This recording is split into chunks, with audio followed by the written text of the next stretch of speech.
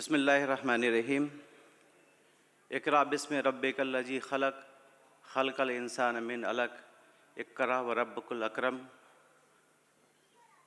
मैं शुक्रिया करना चाहता हूँ हमारे भाई आराफ अशरफ साहब का।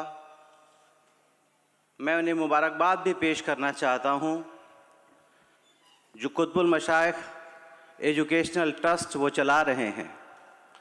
बच्चों की तालीम के ज़रिए उनके ज़िंदगी में जो तब्दीली लाने की कोशिश कर रहे हैं, उसके लिए मैं उनको मुबारकबाद अपनी पेश करना चाहता हूँ। मैं मुबारकबाद पेश करना चाहता हूँ कलकत्ता की सरजमीन से और मुल्क के खित्ते खित्ते से, कोने कोने से आए आलिम दीन को, कौम मिल्लत के और मुल्क के उन लोगों को जो इंसानियत का दर्द अपने दिलों में रखते हैं, जो इस हॉल में मौजूद हैं और इस बात पे गौर व फिक्र कर रहे हैं कि इस्लाम जो मॉडर्न एरा है, जो इस सेमिनार का मौजू है, कि इस्लाम का मॉडर्न एरा में क्या रविश होनी चाहिए, हमारे क्या चैलेंजेस हैं। मुझे जो मौजू दिया गया है वो मौजू दिया गया है इस्लाम इन डिजिटल एरा, कि डिजिटल एरा में इस्लाम के क्या चैलेंजेस हैं, मुसलमानों के सामने क्या अपॉर्चुनिटीज़ हैं और इसमें क्या मोरल इश्यूज़ आ सकते हैं।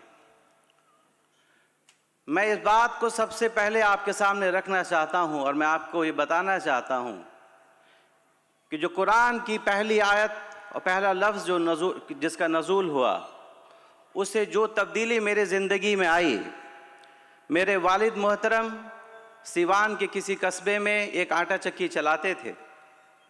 मैंने ज़िंदगी में ख़ुद 50, 100, 200 रुपए के लिए घर घर जाके ट्यूशन पढ़ाया, लेकिन जो किसी इन शख्स ने कहा कि जो मॉडर्न वक्त है, उस वक्त में मुसलमान, सही मुसलमान वो है जिसके एक हाथ में कुरान हो और दूसरे हाथ में कंप्यूटर हो। मैं बहुत फ़ख्र महसूस करता हूँ, मेरे वालिद मोहतरम इसी साल गुजरे, मैं उनके सामने कामयाब हुआ।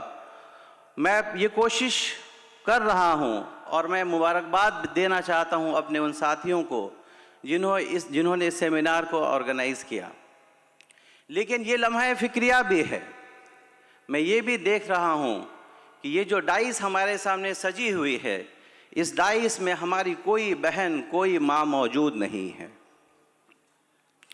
ये हमारे लम्हे फ़िक्रिया इस सेंस में भी है कि या तो हमारे बीच हमारी कोई बहन इस लायक नहीं है जिसे हम स्टेज पे बैठा सकें, या हमने वो माशरा नहीं बनाया कि हमारी माएँ बहनें इस लायक हो कि हमारे बीच बैठ करके हमसे शाना बशाना मिल करके इस कौम के, इस समाज को आगे बढ़ाने में अपना कंट्रीब्यूशन कर पाए।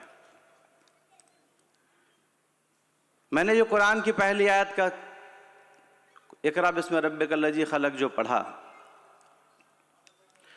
आज के जो डिजिटल एरा का जो प्रॉब्लम है, ये एक अपॉर्चुनिटी की शक्ल में हमें देखने की ज़रूरत है। अगर हम देखते हैं कि दुनिया में इस्लाम का सिक्का जो आगे बढ़ा, तो चाहे वो ज्योग्राफी का फील्ड रहा हो, चाहे वो एस्ट्रोनॉमी का फील्ड रहा हो, या अलजेब्रा का फील्ड रहा हो, मेडिसिन का फील्ड रहा हो, या सर्जरी का फील्ड रहा हो, मुसलमानों ने सबसे आगे बढ़ कर के इक़रा के कुरान की रोशनी में दुनिया को रास्ता दिखाया है। आज जो मॉडर्न एरा चल रहा है, हमारे काबिल दोस्त मुफ्ती साहब जो बात कह के गए, जो उनके दादा मोहतरम कहा करते थे कि अगर पानी कहीं जमा रह जाए तो उसकी रविश बदल जाती है, उसकी शक्ल बदल जाती है, उसका नेचर बदल जाता है। मैं उसी बात को फिर आपके सामने कहना चाहता हूँ कि बड़े गौर से सुन रहा था ज़माना, हम ही सो गए दास्ता कहते कहते। पूरी दुनिया को मुसलमानों ने, जब पूरे यूरोप में अंधेरा फैला हुआ था, लोग एक दूसरे को ग़ुलाम बनाने के लिए, एक दूसरे को पे हावी होने के लिए मरे जा रहे थे, इंसानियत के इस रास्ते को मुसलमानों ने दुनिया को दिखाया। आज हमारे रसूल अक़दस हज़रत मोहम्मद सल्लल्लाहु अलैहि वसल्लम ने फरमाया कि इल्म हासिल करने के लिए चीन तक जाओ। मैं आपको बताना चाहता हूँ कि इस डिजिटल एरा में अब चीन जाने की ज़रूरत नहीं है।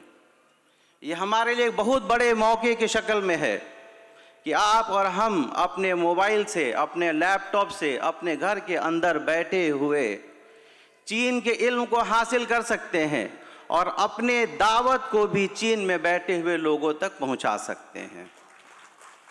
मसला क्या है? हम इस मौके का फ़ायदा नहीं उठाना चाहते। हम अगर चाहें तो हम में से वो लोग जो मदरसे नहीं जा पाए, आप में से कुछ लोगों ने इस्लाम 360 को देखा होगा। मेरे एक दोस्त हैं, उन्होंने एक मदरसा ऐप बनाया है। जो मुस्लिम इंजीनियर्स हैं, जो सॉफ्टवेयर इंजीनियर्स हैं, अगर ऐसे ऐप बनाएं जिसके ज़रिए इस डिजिटल एरा में हम मदरसे अगर नहीं गए तो हम डिजिटल मीडियम के माध्यम से भी, उसके तरीके से भी कुरान को समझ सकते हैं, फतवे हासिल कर सकते हैं और सही रास्ते को इख्तियार कर सकते हैं। मैं आपकी तवज्जो को उस तरफ भी ले जाना चाहता हूँ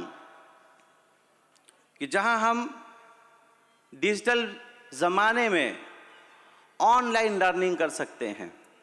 मैं ऐसे कई अपने दोस्तों को जानता हूँ जो डॉक्टर्स और इंजीनियर्स बनने के बाद उन्होंने हिफ्ज़ किया। मैं बहुत खुशनसीब भी रहा हूँ, अलीगढ़ मुस्लिम यूनिवर्सिटी से मैंने तालीम हासिल की। मेरे बहुत सारे दोस्त ऐसे रहे जो मदरसों से पढ़ के आए थे, कोई आलिम दीन था, कोई हाफिज़ कुरान था।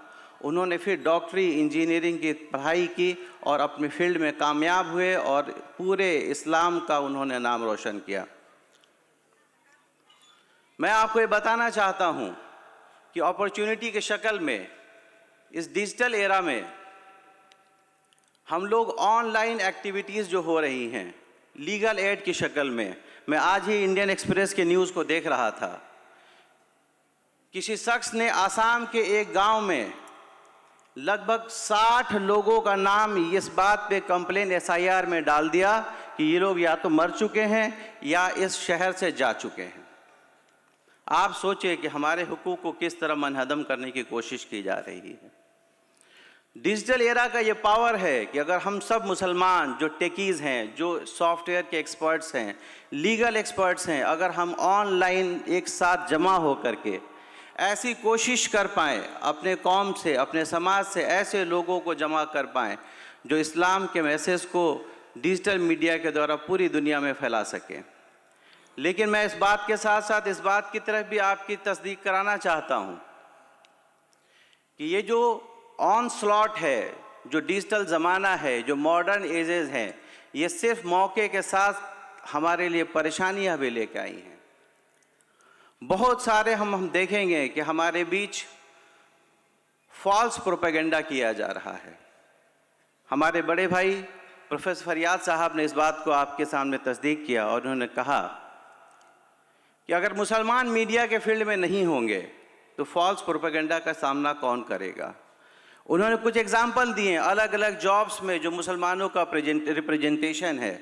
मैं डॉक्टरी के फील्ड में आपको बताना चाहता हूँ, एक बड़ी अफसोसनाक बात है, मुसलमानों की आबादी अगर 14.2% है तो डॉक्टरी में लगभग 3 से 5%।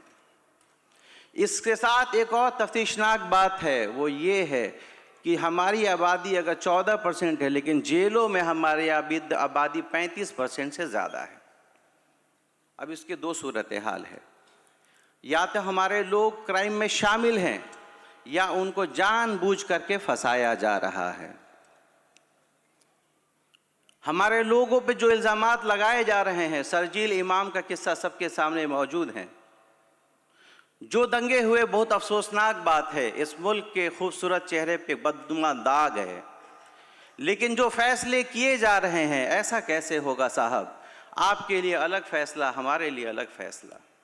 इस मुल्क के कानून में अगर कहा गया bail is the rule, jail is exception, तो फिर ऐसा कैसे होता है कि सिर्फ मुसलमानों नहीं, दलितों के लिए, मजलूमों के लिए आवाज़ उठाने वाला एक लड़का पिछले 5 साल से बिना किसी अर्जी के, बिना किसी बेल के जेल में सड़ा जा रहा है। डिजिटल एरा में ये भी एक मसला है कि आज के डेट में मैं माजरत के साथ, और बहुत मेरी जो बातें हैं नाकिस बातें हैं, मैं वही बातें कह रहा हूँ, जिससे मुझे फ़ायदा हुआ। मैं वही बातें कह रहा हूँ जिससे मेरी ज़िंदगी तब्दील हुई। मैं वही बातें कह रहा हूँ जो हम और आपके बीच की बात है। लेकिन बहुत अफसोस की बात है कि डिजिटल एरा में अब ये भी एक मसला आ गया है कि फॉल्स प्रीचर्स ऑनलाइन आ गए हैं। मैं डॉक्टर हूँ, मेरा काम इलाज करना है। अगर अल्लाह ने मुझे सलाहियत दी है तो मैं कौम के इस्लाह के लिए, कौम के फलाह के लिए काम कर सकता हूँ। लेकिन दीनी मसाइल में हमने अपने उलमा को नीचे करने की कोशिश की। आप उठाएंगे यूट्यूब, अब देखेंगे एक से कोई डॉक्टर, कोई फलाह डॉक्टर, कोई फलाह इंजीनियर, कोई फलाह एडवोकेट दीन पे फतवे दिए जा रहा है। ये भी हमारा चैलेंज है। मैं आखिरी बात कहते हुए कि आखिर हमारे पास रास्ता क्या है? रास्ता वही है जो अल्लाह ने पहला लफ्ज़ हमारे रसूल के पास भेजा, इकरा। अगर हम दोबारा उस तरफ लौटते हैं, उस तरफ लौटते हैं जिस रास्ते पे अल्लाह ने हमारे रसूल को भेजा, उस रास्ते पे चलते हैं हम लोग, जिस रास्ते पे चल के हमारे आबा और अजदाद कामयाब हुए। हम उस रास्ते पे चलते हैं जिस रास्ते पे चल करके हम दुनिया में सरफराज हुए, तो दोबारा कामयाबी हमारे कदमों में होगी। ये कोशिश किसी एक आलिम दीन की नहीं है, ये कोशिश किसी एक इंजीनियर की नहीं है, ये कोशिश किसी एक प्रोफेसर के करने से नहीं होगी। इस कोशिश में कौम के हर उस इंसान को लगना होगा जो अपने दिल में इंसानियत का दर्द रखता है। इकबाल का वो मशहूर शेर कह के मैं आपसे इजाज़त लेना चाहूँगा, जलाले आतिश वो बरको शहाब पैदा कर, अजल भी कांप उठे वो शबाब पैदा कर, तू इनकलाब की आमद का इंतज़ार ना कर, हो सके तो कोई इनकलाब पैदा कर, हो सके तो कोई इनकलाब पैदा कर। बहुत शुक्रिया। मेरा नाम शाहनवाज़ आलम है, मैं पेशे से डॉक्टर हूँ। मेरे दोस्त मुबशिर अलीगढ़ से हमारे साथी हैं, प्रोफेसर फरियाद साहब की भी गाइडेंस मुझे मिलता रहा है। मैं ये वादा करता हूँ आपके साथ कि आप आराफ अशरफ साहब और जो भी कोशिशें करेंगे, मैं अपने लेवल से जो भी चीज़ें कर सकता हूँ उसको करने की कोशिश करूँगा। बहुत शुक्रिया। अस्सलाम वालेकुम।